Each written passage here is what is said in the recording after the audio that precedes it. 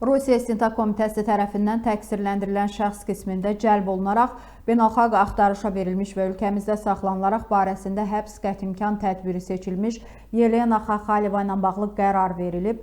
Məlumata görə Şəhla Hümbətova bu barədə bildirib, onun ekstradisiyası ilə bağlı sorğu təmin edilməyib. Yelena Xaxalyevanın Rusiya ekstradisiya edilməsindən imtina edilib. Qeyd edək ki, Rusiyada axtarışda olan keçmiş məhkəmə hakimi Yelena Xaxalyeva yanvar ayında Bakıda Heydər Əliyev Beynəlxalq Hava Limanında Daxili İşlər Nazirliyinin hava nəqliyyatında polis idarəsinin əməkdaşları tərəfindən saxlanılıb.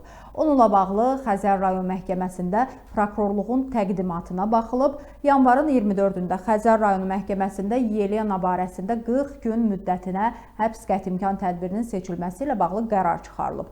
Həbs qətimkan tədbiri onun ekstradisiyası ilə bağlı hüquqi prosedurları həyata keçirmək məqsədi ilə seçilib.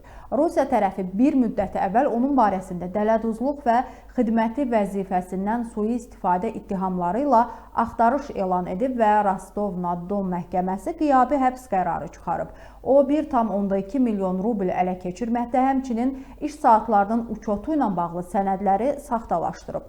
Rusiyanın İstintaq Komitəsi Xaxalyevanın barəsində həbs qərarı çıxarıb və onu beynəlxalq axtarışa verib. 2022-ci ilin mayın 17-sində ona qarşı dələduzluq və vəzifə saxtakarlığı ittihamları irəli sürülüb. Daha sonra Rusiya İstintaq Komitəsi tərəfindən təqsirləndirilən şəxs qismində cəlb olunaraq beynəlxalq axtarışa verilmiş və ölkəmizdə saxlanılaraq barəsində həbs qətimkan tədbiri seçilmiş Yelena qətimkan tədbirinin dəyişdirilməsinə dair apellyasiya şikayətinə Bakı Apellyasiya Məhkəməsində baxılıb.